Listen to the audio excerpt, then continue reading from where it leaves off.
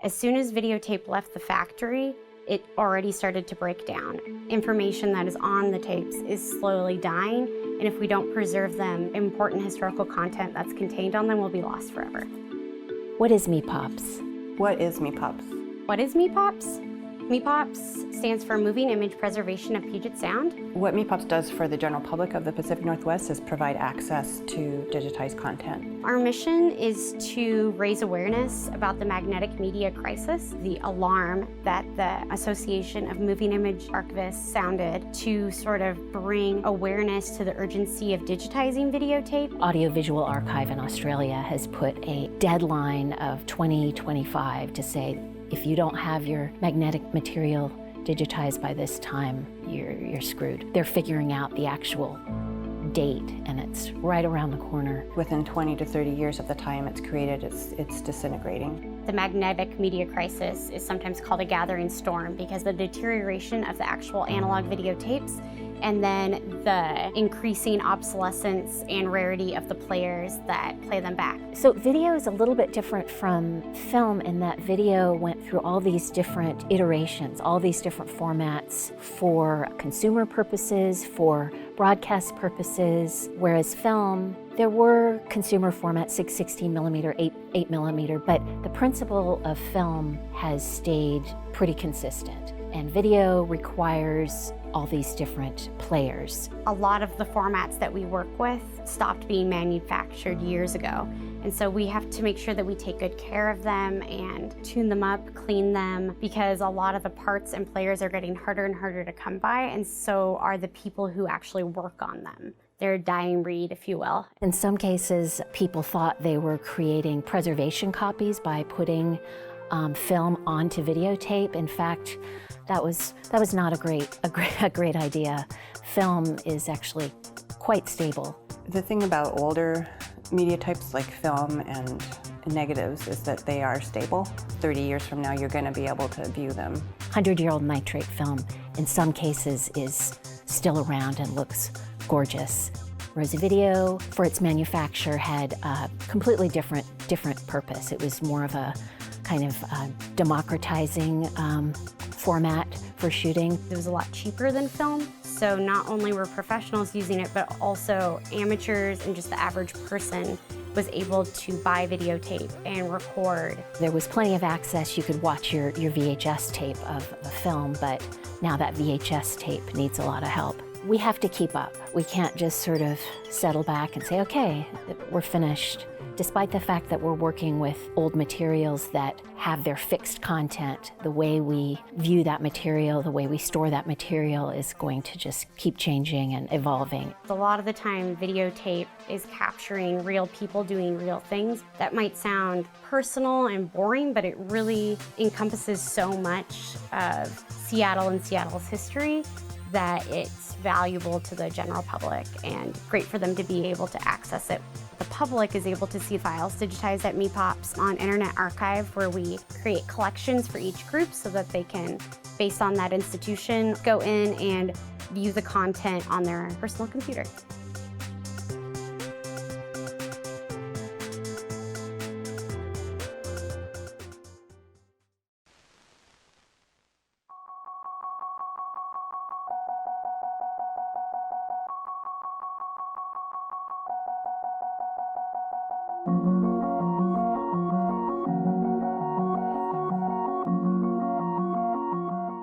Welcome to this week's virtual Moving History episode on activism.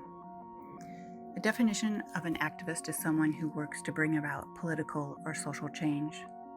At the Seattle Municipal Archives, that could be those working for change within local government, changing policies or laws, such as discrimination of housing, employment, or gender. Or it could be activism at the intersection of citizens and local government. If rowdy public hearings hadn't happened in city government, would many changes in policies of law have taken much longer? Or it could be activism within the city, where employees work for change in the workplace. The quiet voice of a woman fighting for a position in a sales room of kitchen appliances, for example, is not always heard, but it's there, one of many quiet activists in the archives waiting to be discovered. Records in the archives offer an opportunity to look through the lens of those who lived in the past. Seeing what was normalized for those living in a specific time period makes it easier to understand why change takes so long. In a sense, that is what historians do. They seek the perspectives of those in the past to try and understand why they did what they did. Historians share a lot in common with activists. At its core, being a historian is about asking the right questions and unearthing the answers from a wide range of competing sources. Activism is also about asking questions about power, social structures, and what help people need. But there's another common trait. Activists and historians must understand and connect with real people with real concerns and hopes and perceptions of the world. Activism can be a way for historians to be more grounded in the past, to get to know the actors of the past, a University of Michigan graduate student, Eshe Shirley, said.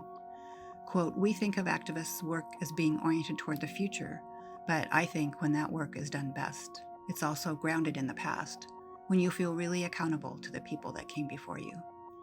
That might be a good way to describe activism. It's about being accountable. We hope you enjoy these MIPoPS selections on the theme of activism in this virtual moving history episode.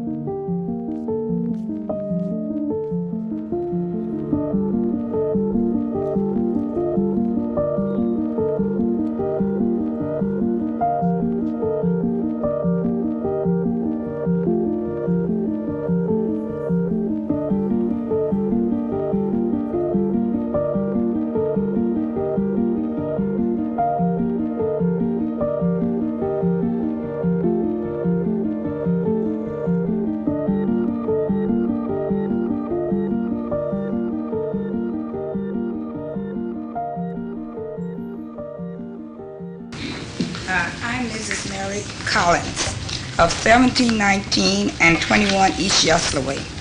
I bought a building in 1956 at that location. I have paid for the building. I own 2 apartments upstairs, 2 stores downstairs.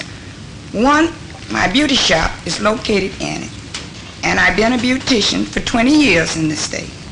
And I also rent the other to the Third Order of St. Francis. I had Mr. John S. Chin to visit my building in 1965. He brought along 2 men with him. They went through my building and opened the doors to them from top to bottom. Then in 1967, I received this letter that my building had been inspected, and so they made out an analysis which was signed by Mr. Russell H. Dawson, and the structure inspection. They sent it for Block 10 on Yesler Way, and my building is on Block 18. And from what they put on it was foundation, beams, plumbing, floors, wall coverings, and gutters. Now, when they came into this building, I have a permit from the building department right in the beauty shop. In the utility room in plain view, I have every permit that I got from the permit department for plumbing, sewer, even for my beauty shop permits there. Now, if the place is so dilapidated and run down according to the map, where my place is completely wiped out, why did I get the permits from the building departments? I have the building department right here with me. Now, why would they send me a permit and where I can rent the building and it's so bad? And every year we have beauty inspector comes by to my shop. Last 2 Saturdays ago, the fire department inspector came into the building and talked with me.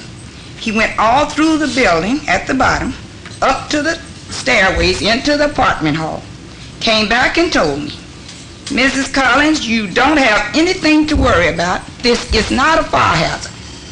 The only thing I want you to get is a fire extinguisher, which I am purchasing. So now I will ask you, gentlemen, why do I have to give up my place just because Urban Renewal wants to come in and just wipe me completely off the map? I have no place to go now. But right on the corner, there is a high apartment building. So I'm asking you to take it under consideration. Thank you.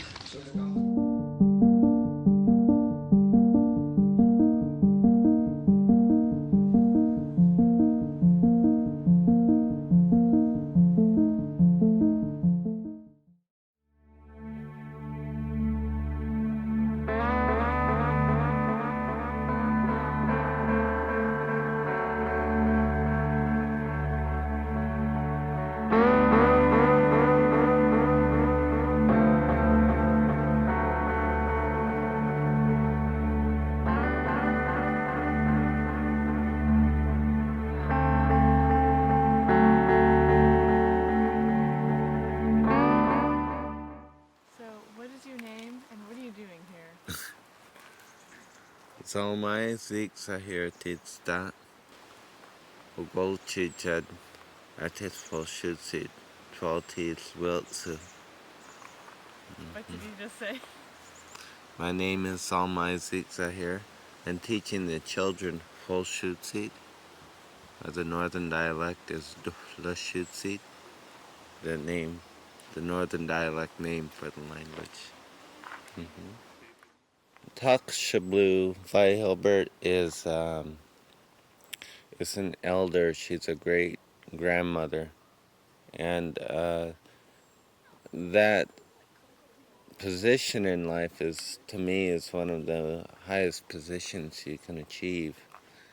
And for her to be doing the work that she's doing in her life is very influential on me. And when I think about it, I'm quite pleased that she has chosen to do this work because no one told her she had to do it. She chose to do it.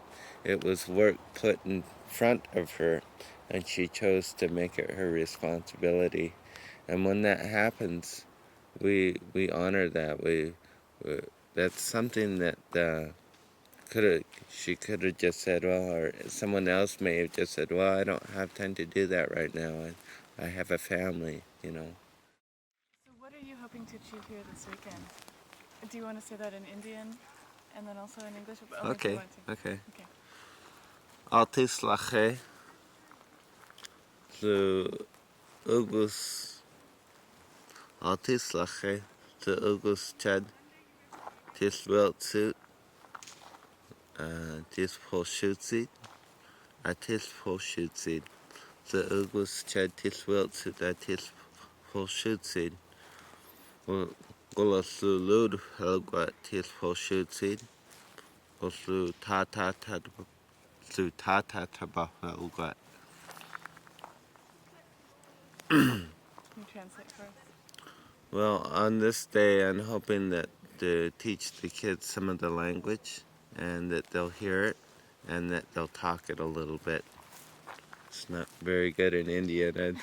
Got a camera on me and the sun over here and a mic down here. I've done better. And this is something as a language teacher that's interesting for me, because it's like it goes in cycles as a language teacher. I get real involved in it and then speaking it a lot and teaching it a lot, and it's always right at the tip of my tongue. And I've been away from it a little bit, and now I'm coming back into it, and it takes me a little bit to warm up sometimes. Tell me about your theory of immersion and how that is important for language learning. Well, in immersion, what that is that you take people away from the language that they speak usually, and you put them into situations where they're only allowed to hear and speak full Schutzied or any other language that they're learning. And you don't just have them hear it and talk it, you have them do it, you have them live it. So if you're talking about food in the language, then it's best to have the food out there, or pictures of the food, or items, utensils that you use with food, and pass them around the circle and throw them up in the air and throw them to each other and hide them and go find them. Go picking berries, so that it's hands-on, so that your body is learning the words as well as your mouth and your ears and your eyes and your mind, and you're using the whole body, and that's part of immersion. I think I want to learn the language, or I know I want to learn the language because it's my culture, and it's something that's been told that I need to do. It's kind of a responsibility now. So no one knows it, and how am I going to pass it on? And it's kind of like up to me before everything dies out. I'm kind of the last link to pass it on to the next generation. And so it's as much a responsibility as it is something that I'm interested in. I've learned a lot about different traditional ways of growing up, what I do need to do, how I need to act in the presence of certain people, the respect for different things.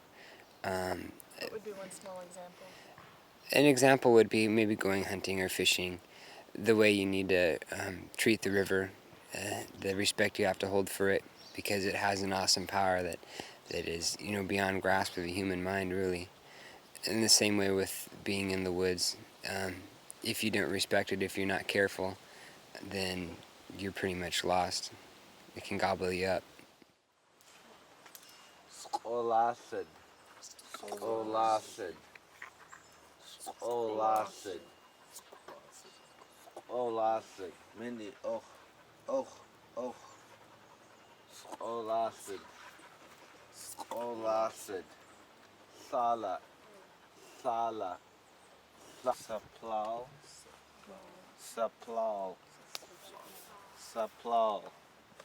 Skabo.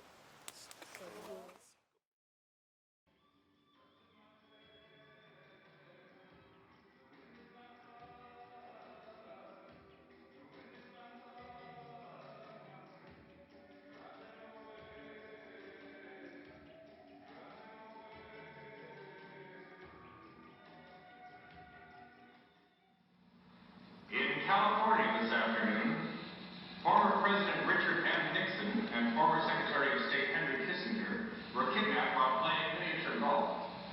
Golf balls struck Dr. Kissinger as he prepared to puncture the infamous turning windmill, hole number 9. Bystanders said an ambulance arrived within 30 seconds. 3 men and 2 women placed the stunned, unconscious Kissinger and the former president on stretchers. They were then wheeled into the rear of the ambulance. One of the women, reportedly resembling actress Loretta Swift, waved to the crowd of 30, saying, "Everything will be all right." She climbed into the side door of the ambulance and sped away. Mr. Nixon's 2 security men were experiencing difficulty on the number 7 dog-leg left water hole and missed the entire incident. Ironically, the 2 were privately hired by Mr. Nixon last summer in a nationally publicized gesture to diffuse criticism of taxpayer costs in maintaining the former president, who resigned in disgrace less than 2 years into his 2nd term. Edgar Bim and Buzz Thurman, formerly employed by 7-Eleven security systems, were reportedly paid $3.50 cents an hour. In a bizarre communique just distributed by the Associated Press, responsibility for the kidnapping is being claimed by a history merit badge sector of the Boy and Girl Scouts of America.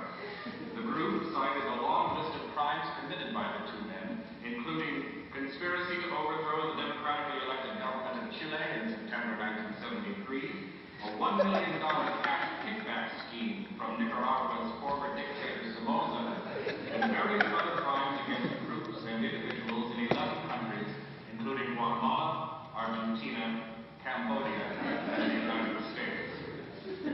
The Scouts promised to hold the two men for 2 years, although they will not be harmed physically. While studying recent American foreign policy as a requirement for their civics merit badge, the group, identified only as a troop from suburban Los Angeles, found that the former President and Secretary of State had committed numerous publicly documented felonies, but had not been held accountable by U.S. or international law. Allegiance to the scouting oath compelled the group to act, they stated. They also hoped that their parents would not be angry. In a further unexpected twist, the FBI has not been called into the case. The federal agency lacks jurisdiction in the disappearance because the two are being held in California and because Pat Nixon, former First Lady, refuses to sign the missing persons complaint. Mr. Nixon had been consumed of jokes that Dr. Kissinger and Nazi had been awarded the Nobel Prize for Peace for ending the Vietnam War in 1973. The two have become close friends in recent years.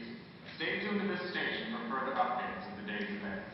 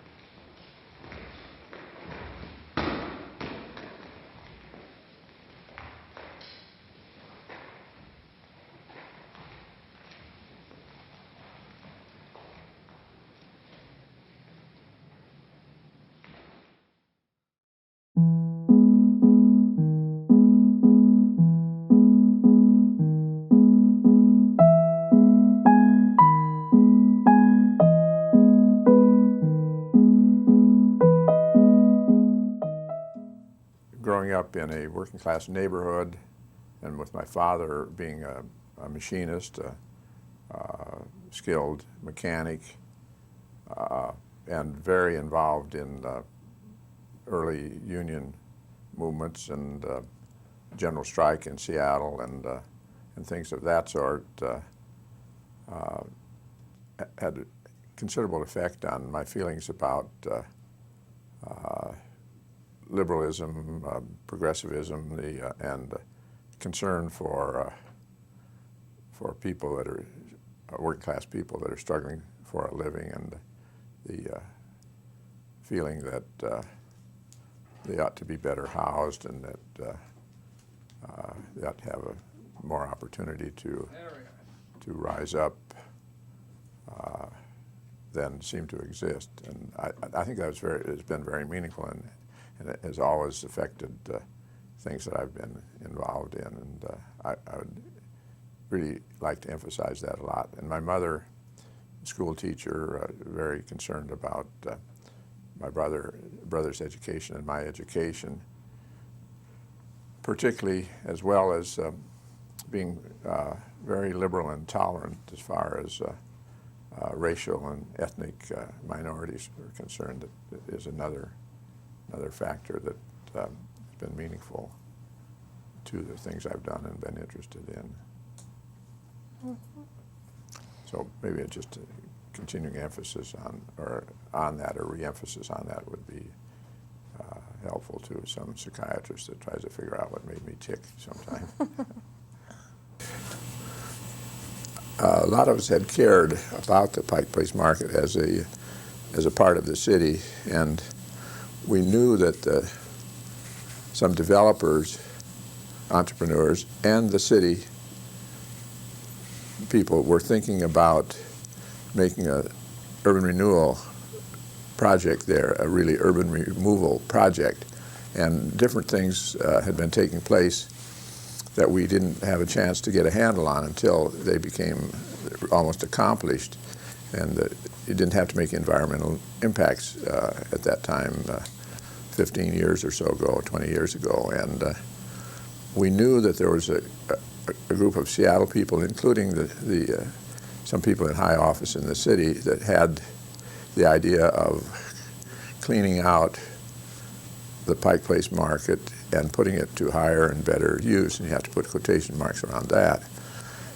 So after losing a battle, and I don't just remember what it was, but it may have been a meeting where a good building was set to be that we discussed, and it was too late to demolish this building, or it may have been one of the highway things that crossing of Portage Bay and so on. Well, architects Ibsen Nelson and Fred Bassetti and I went out for a beer after this and said, we've got to get ahead of those guys on some of these things, and one of the most important things that's coming up is their intentions to urban remove the Pike Place Market with all of the values, with all the things that it has there. So let's get on with that. And Ibsen was that probably was, wow, it probably was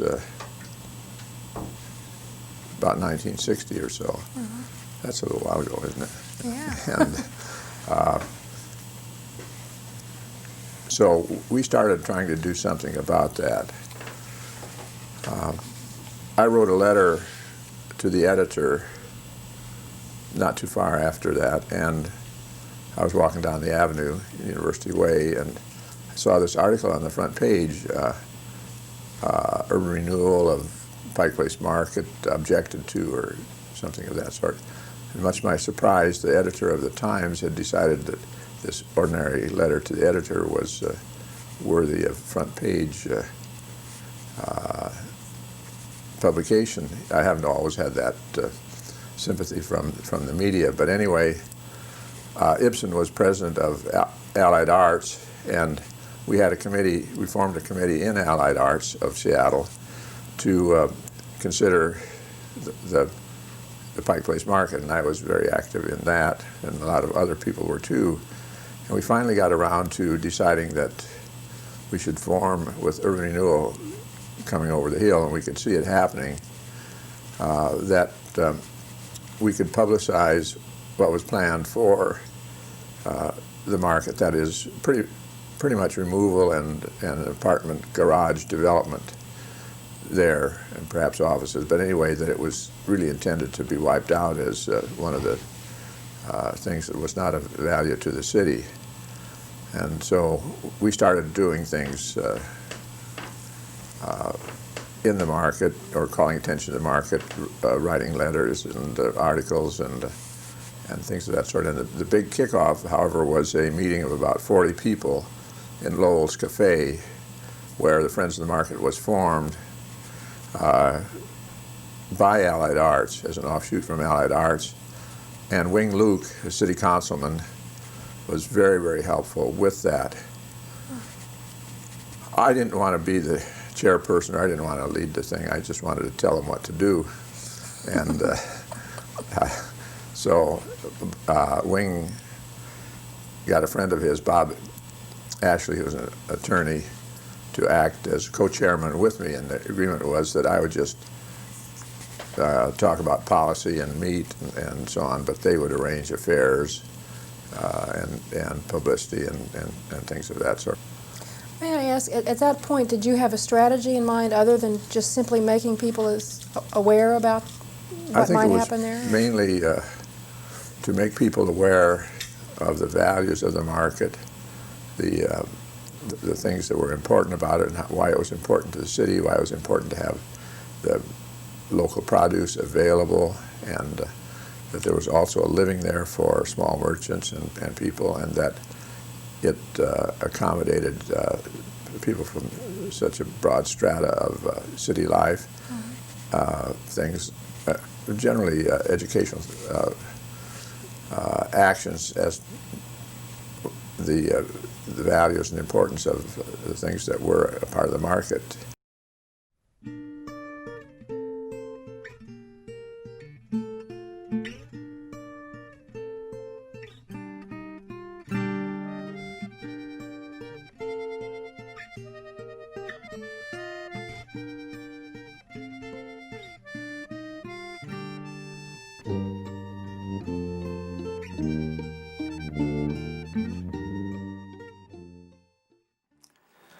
IDEC started in 1968, and we were started by a bunch of kids who lived in the ID.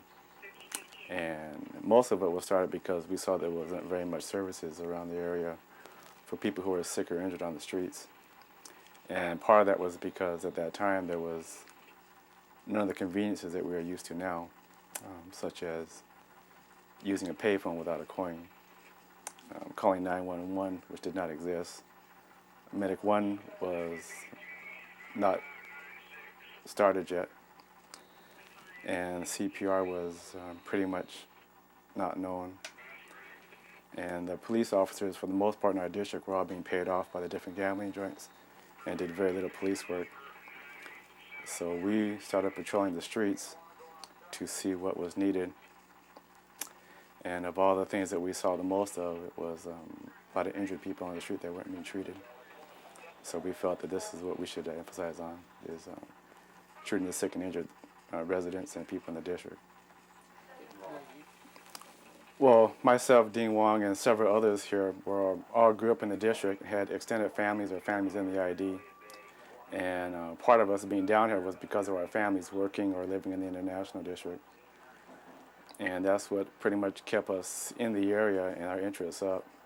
And having the extended families, all the members here were able to walk up and down the streets and have uncles or aunts working in almost every block down here. And knowing the business people, the people in the family associations, the tongs, or a lot of our relatives. So it was easier for us to get along with most of the business people and family associations in the district. So a lot of them started to call upon us to do things for them, seeing us in the ID all the time. Well, IDEC was started up by kids, and they continue to be the focus point of the center. We like to train kids who live in the district or frequent the area a lot about community services. And if they see here is what they want to get into, then we train them how to do our work here. Otherwise, we funnel them out to another agency or some other interests that they may have. But working at the center here with the kids, we found this is one of the best training grounds to have for kids to keep them out of trouble, because they see trouble up front all the time. And unlike a lot of other agencies which take kids off the streets, what we do is we take kids off the streets, give them training and some knowledge, and then put them back on. So, because we found they're the best people to help folks who are on the street, because they know how to deal with problems that come up at a very young age. Growing up in any ghetto is hard, but growing up in an ethnic ghetto is pretty tough. With myself and some of the older people who were at the center, we had a really tough time growing up down here. And a lot of it was directly of racism and poverty. Most everybody that we deal with on the streets are either homeless or living in poverty conditions at that time. A lot of the hotels and apartments down here were very run down. We're talking about places that didn't have front doors. You may or may not have had lighting in your hallways. You had no hot water. The cold water was rust water. There was a lot of rodents around your room. It was freezing in the wintertime or boiling in the summertime. And you can be living by a lot of people who had drug problems or alcoholic problems. And it was pretty tough growing up like that. The kids had nowhere to play except on the streets. And that became a learning ground for a lot of them. And unfortunately, a lot of them turned to crime because they didn't have supervision of their families because they were too busy working. So we took them here at the center. What's the most rewarding part about doing what you do? Well, it's not really rewarding. It's I think it's the feeling of being in the community and being able to help where I can. And this is what I can do best, and so this is where I like to stay. But I think that some of the biggest rewards that we've had here are for the elders to come and ask us our opinions on things, which in the past I think would not have happened except through the work that we do here at the center. The owner of this vehicle, I guess you are. Where do you live at? 你讲年纪，他就是警察。他来，他是你看你的家庭怎么样？Yesterday night. What happened last night? Yesterday night. Whole life home here. 你不要讲中国话，他讲年纪才好。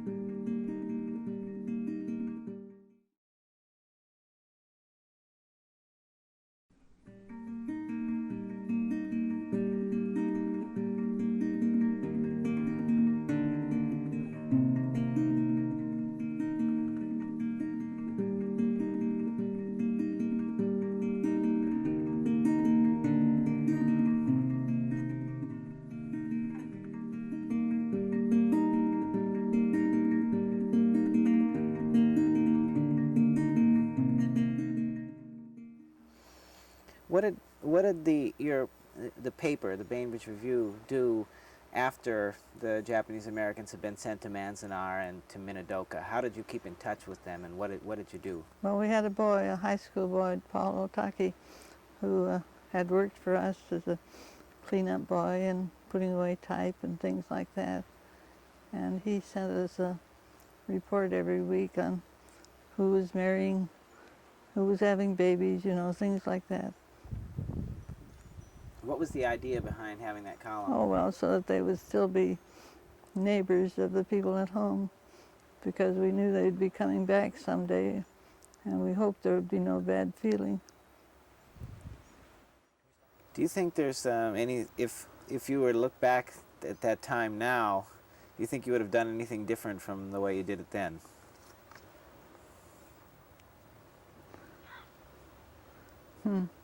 I'd have to give that some thought. I really haven't considered it.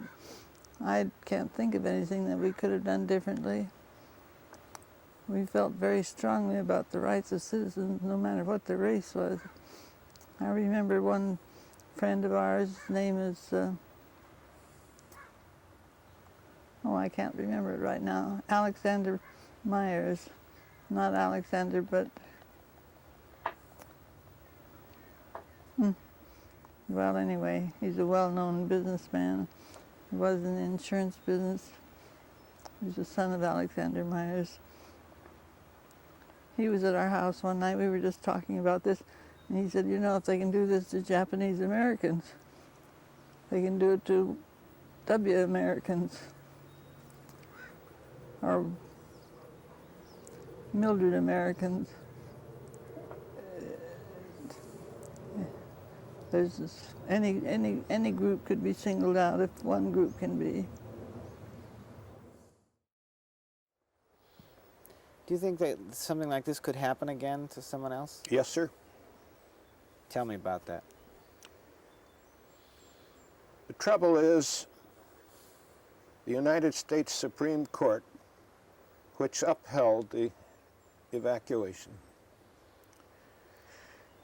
in a very tortured decision, one of the justices, Justice Murphy, wrote in his assent, he didn't dissent, he voted with the majority.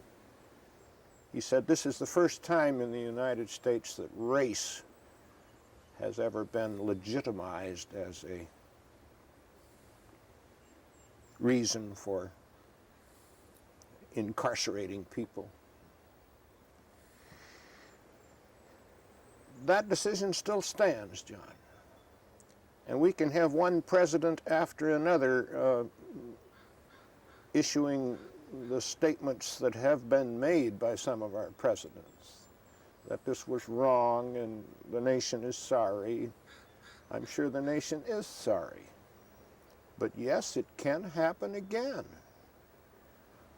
I don't think it'll ever happen to the Japanese Americans. Maybe it will happen to black Americans if we get into an emotional situation where suddenly they are unpopular people. Well, let's evacuate them, put them into relocation centers. Why not? If we can do it to Japanese Americans, we can do it to black Americans, we can do it to pink Americans, brown ones.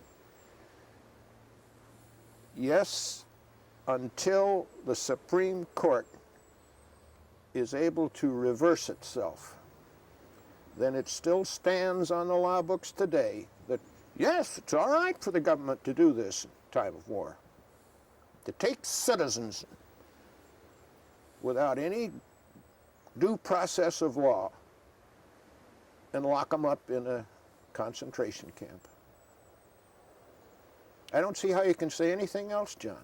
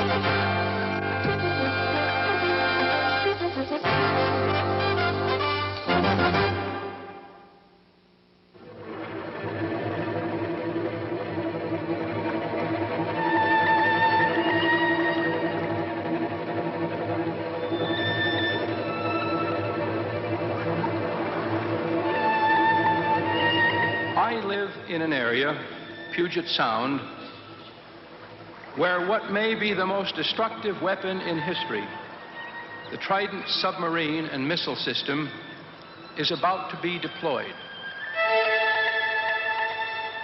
That will not happen in silence.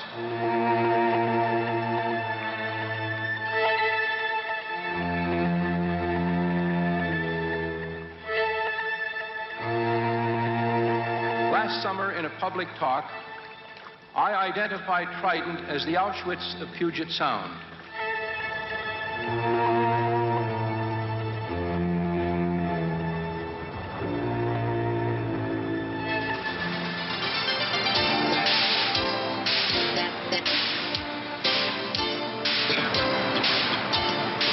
Seattle, Washington, the most northerly ice-free port on the American West Coast, is important for U.S. defense, and defense is important for Seattle.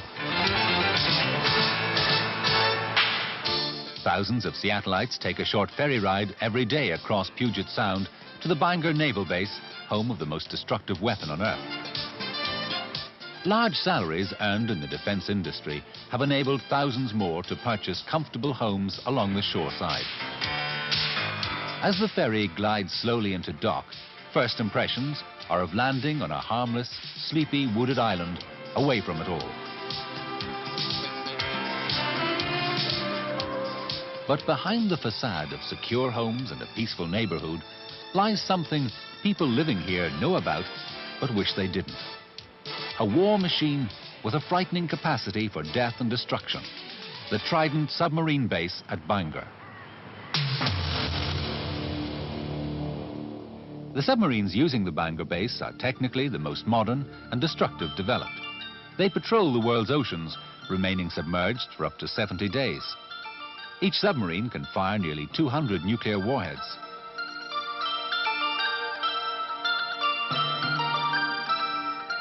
People didn't wish to know what happened behind the fence at Auschwitz, and if they did nothing about it. Archbishop Raymond Hunthausen of Seattle maintains that the same thing is true of the fence at Bangor. In considering a Christian response to nuclear arms, I think we have to begin by recognizing that our country's overwhelming array of nuclear arms has a very precise purpose. It is meant to protect our wealth. The United States is not illogical in amassing the most destructive weapons in history. We need them. We're the richest people in history. Jesus was addressing that kind of situation when he said, "Alas to you who are rich." He said we would mourn and weep. He said, in essence, that if we go that way of outrageous wealth and power, we will get the very nuclear war with which we threaten others.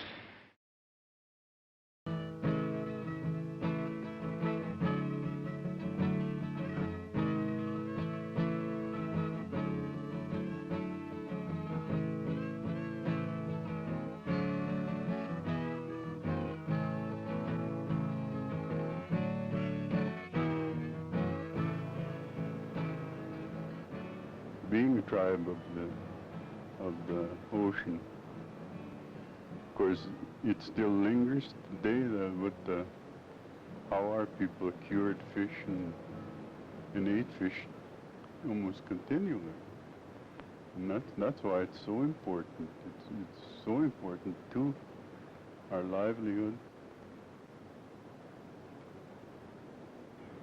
Fly around the rugged northwest tip of Washington State, and you are above the traditional lands and waters of the Makah Indians. Nia Bay is their hub. Once, Makah territory stretched for nearly 20 miles along the Strait of Juan de Fuca, and an equal distance down the Pacific coast from Cape Flattery. Today, the Makah Reservation is about 6 miles on a side. The tribe's land has shrunk to 1/6 its previous size. Makahs always have been an ocean people. In their treaty with the United States government, signed in 1855, the grandparents and great-grandparents of today's Makahs agreed to give up land, but not waters. Nobody really asked us about the changes. Indians today say, government people would just come and tell us. That man that said for us to quit hunting seals, he didn't even bring a paper, just his mouth, one aging Makah woman says. And a young fisherman, remembering recent incidents, says, their attitude reminds me of Governor Stevens coming around with his damn treaty. That treaty of 1855 is the basis of today's fishing. To understand current headlines, you have to understand it. There were 5 almost identical treaties negotiated in western Washington within a few weeks of each other, none under conditions favorable to the ancestors of today's Indian people. Read the documents of the time, and it's hard to come to any other conclusion. Treaty rights guaranteed them continuation of fishing and hunting rights in exchange for ceding most of their land. In American society as a whole, wealthy families look to land titles and bank accounts gained by past generations as the source of their fortunes. Such rights are secure. Nobody suggests abrogating the titles. In similar fashion, Indian people look to the treaties as title to their rights. That's all problem, you know.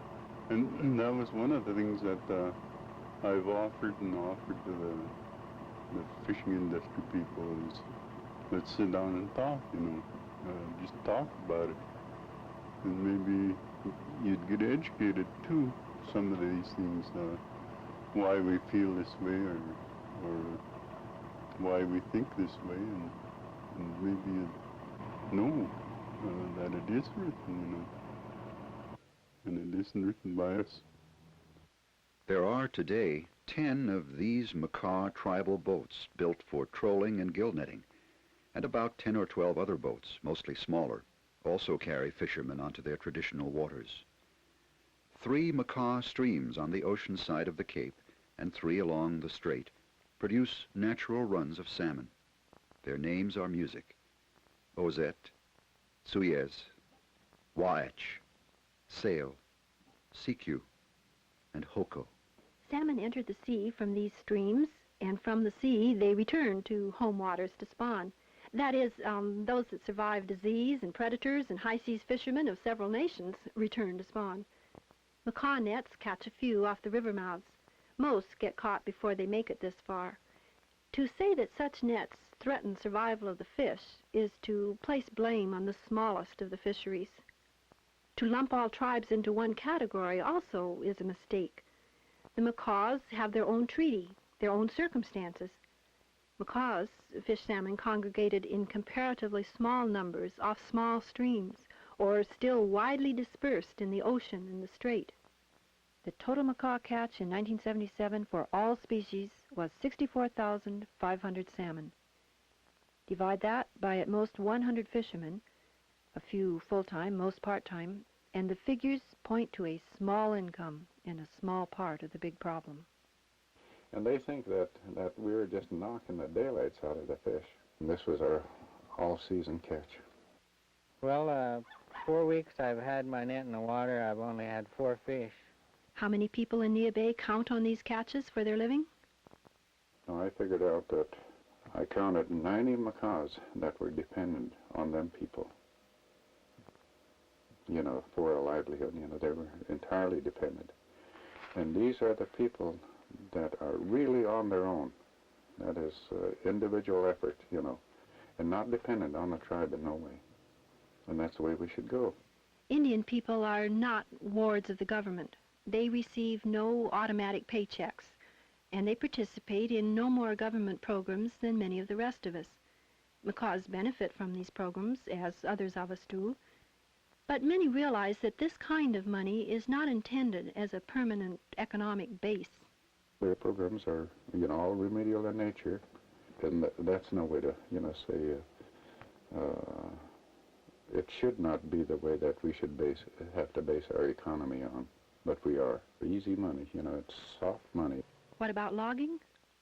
The Makah land is small, the yearly timber cut limited. Logging is getting more sophisticated. They don't need the men that they did a few years ago when I used to log. They don't need the men that they used to, so. There's no industry on the reservation. Fishing is the one way a Makah can make a living for himself and his family, or can supplement other income. It is a legacy of the past. The Indian does have a right, you know, to fish. That right is his, where the non-Indian only has a privilege to fish.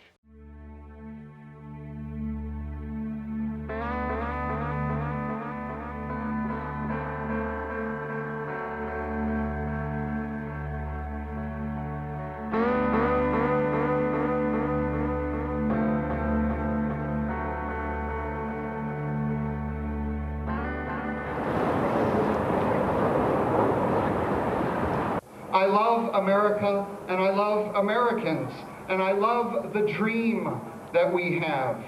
But we're not living that dream. We're beginning to live a nightmare of betrayal and treason. We're living in a time of idolatry against that American idealism. As American, the dreams and the values of democracy are being subverted through a very perverse ideology of what I would call Christian fascism. That is the very antithesis to the democratic values that have given birth to the American dream. And so in the name of the risen and living Christ, I say to my fellow United Methodist George Bush that you are presiding over an administration that has become a den of thieves. It is not war that you need to lead us into, but repentance. So turn away.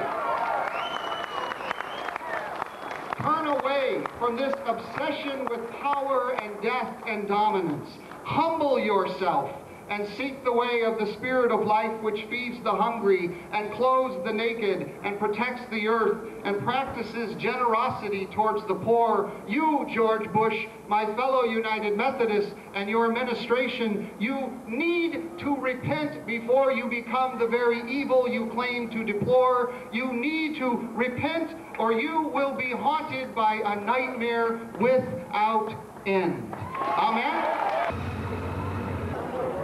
You're just a punk who's trying to pick a worldwide fight. Is that oil I see wrapped up in the stars and stripes? Is it true that your W stands for white? Phone your friends to raise your bail, for when we haul your pretzel-eating ass to jail, the Supreme Court, you and good old Kenny Boyle, versus we the people of the USA.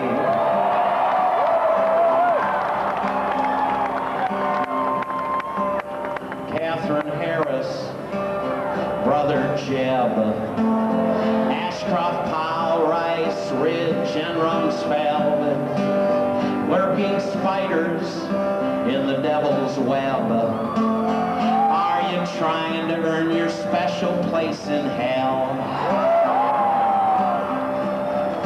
You spin your yarn from some worn-out Gallup poll, while Cheney's getting his ass sued by the GAO. Hey, George, get that dick under control, or you'll be getting screwed just like everyone else I know.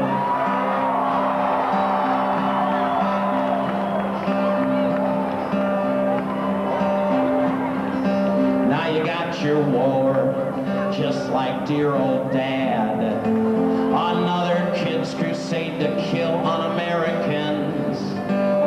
Will your war on terror finally be won?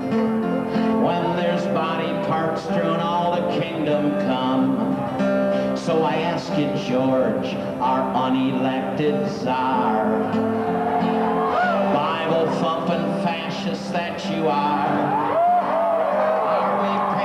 Satan's retribution price?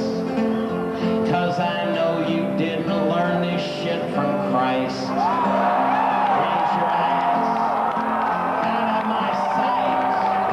You're just a punk who's trying to pick a worldwide fight. Is that oil I see wrapped up in the stars and stripes? Is it true that your W stands for white? Friends to raise your bail, for when we haul your pretzel-eating ass to jail, the Supreme Court, you and good old Kenny Boyle, versus we the people of the USA.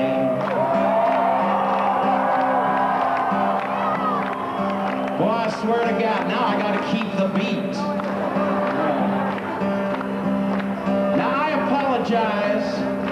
For the use of the crudities in that song. I don't usually use words like Rumsfeld, Cheney, Bush.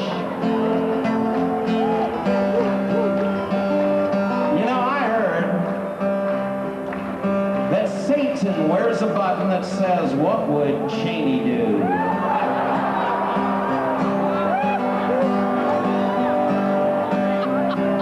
Using crudities like that in song, I perhaps could stop my government from killing another 4 Canadian soldiers. Or perhaps stop my government from breaking up another Afghani wedding party so damn rudely. I'm going to do it.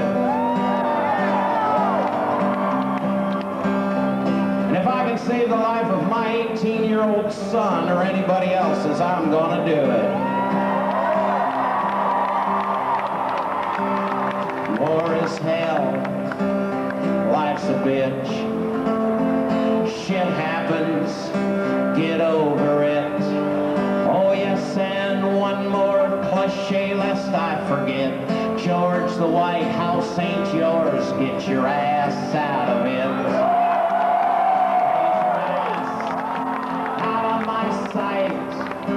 You're just a punk who's trying to pick a worldwide fight. Is that oil I see wrapped up in the stars?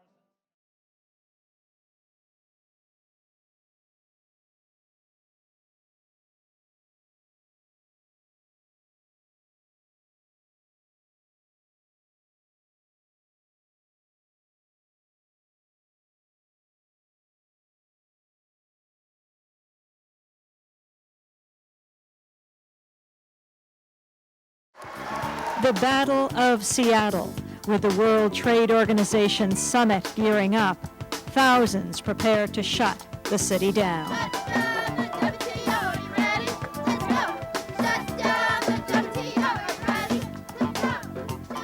All that and more coming up on Pacifica Radio's Democracy Now! On Saturday, among the first people to get arrested were 2 protesters, 2 young women, who unfurled a banner as they rappelled down to the highway. At least 150 supporters chanted and cheered during the action near the Denny Way overpass. They were led by a mock cheerleading squad of about half a dozen men and women who wore lipstick and red skirts and called themselves the Radical Cheerleaders. Democracy Now! Was there.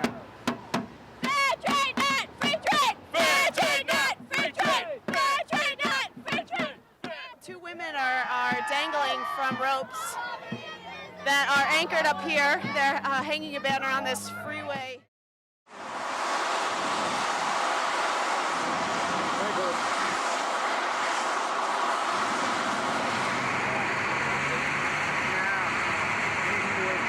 Here, come on. This is her mother. This is her mother. That's all right. The rest of us You have to get back.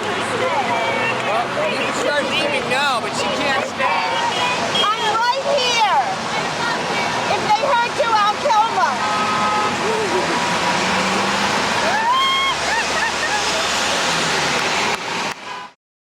We're out here for you.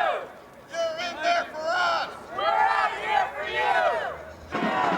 You're in there for us. We're out here for you. You're in there for us. We're out here for you.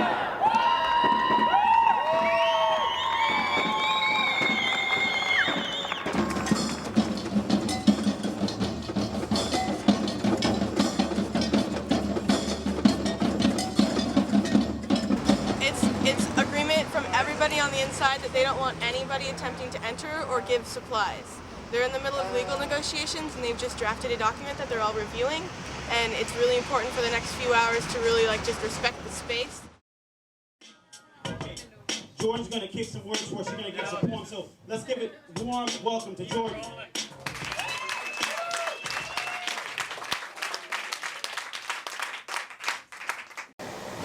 Wake up. Nightmaring on the streets of America, palsied children born clinging to the words, give us you're tired, you're hungry, you're poor, are wrestling warmth from boxes on November sidewalks. Outside the dinge of a corner office, holiday activists, cloaked in the fashionable words and remains of last month's laundry, are standing in someone's house, standing in everyone's no place to live, crying for the freedom of others whose lean-to shanty lives bleed like bitten tongues hanging from their mouths by strands of mediocrity. Asking, why are you here tonight, or what kind of stuff were you into, what was going on? Well, I'm a poet who opposes the system and all these mental prisons that I see surrounding me, so I illustrate my feelings through words, and that's what I just did in front of a crowd of many. Although I don't believe people are going to be able to shut down the whole World Trade Organization in the period of 1 week, because I don't think people in the city or as a whole are ready for that. But it's raising a lot of consciousness, and I've been seeing it go on for the last month around Seattle. People have been preparing for the WTO.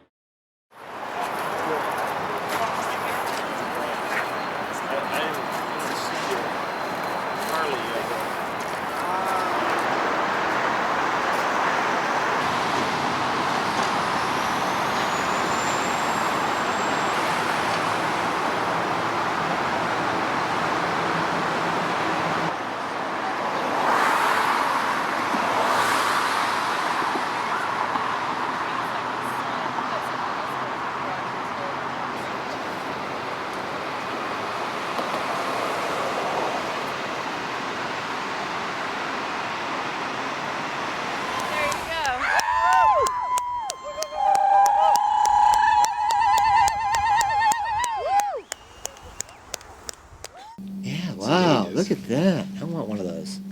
What is it? Is it digital? Yeah, it's digital mini disc. You can actually rearrange the tracks and edit on it. Whoa. What I have. It's a 1995 special. This is Radio Shack. All right. The station manager of KOMO issued a report on the air, and it also put it up on their website, saying that they will not be covering demonstrations or protests or any type of assembly of groups that have not received a legal permit from the city. What's your comment on that?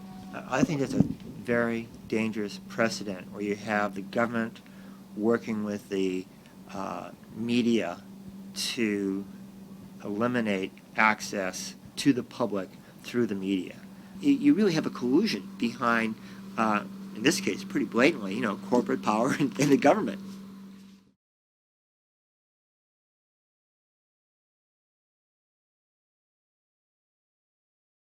Most of the citizens in our country are saying, wait a minute, permit us to be a little skeptical that all of this is going to work out for us and our children. We want to make sure that we earn a decent living, and we're for people in other nations earning a decent living, but we don't like the feel of this right now. We're here to educate people about what WTO is and what it is not. What you have is a faceless government who's making international decisions to determine what the workplace is going to be about, what trade is going to be about, and they right now are making decisions in favor of the multinational corporations, and the little people are getting left on the cutting room floor.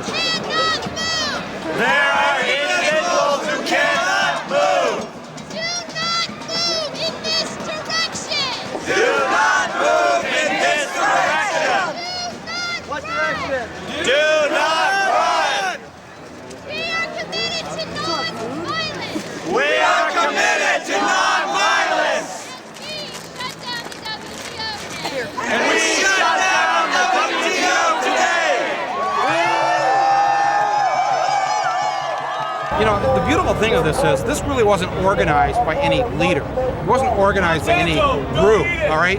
It was organized by Monsanto. It was organized by Exxon and General Motors and Microsoft and all the other greedy bastards who've spent the last 2 decades trying to make as much money as they can at the expense of everybody here. So don't go blaming any violence or anything on anybody here. The violence is taking place in these companies that have enacted their violence against these people.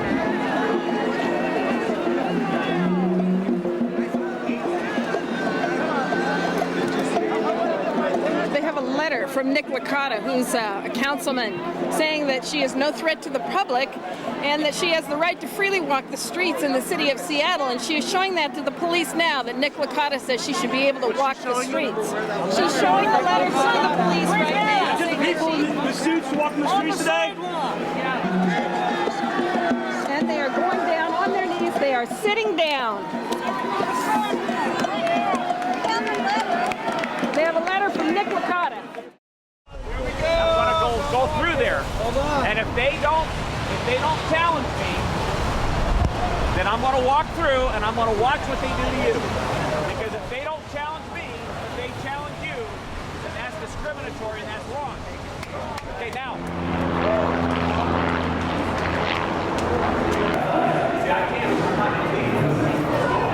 If you wear a tie, you shouldn't have any more rights than if you don't.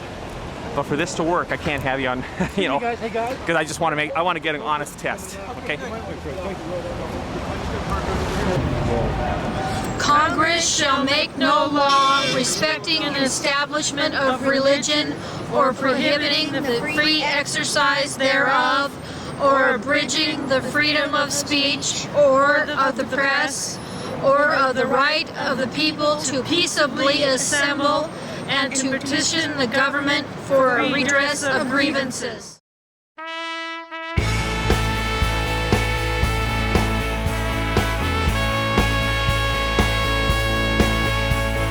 Let's impeach the president for lying and misleading our country into war,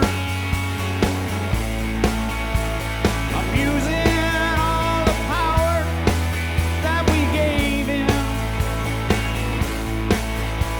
and shipping our money out the door.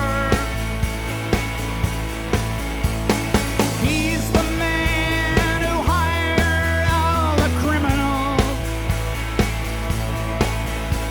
the White House shadows who hide behind closed doors.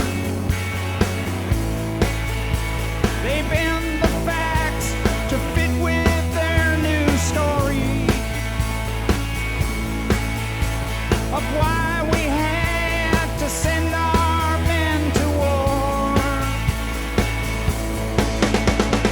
Let's impeach the president for spying on citizens inside their own home, breaking every law in the country,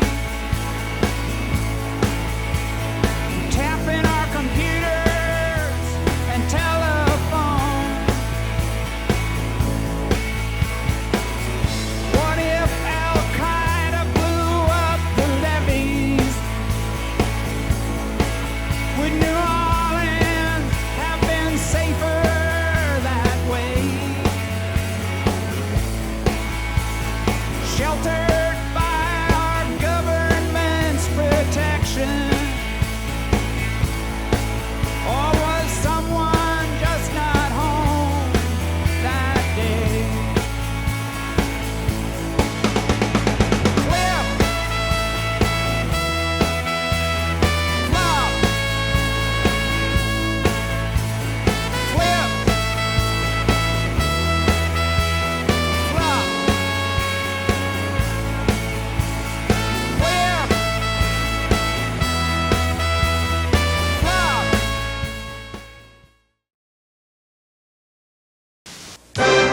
Live from Seattle. Who makes news?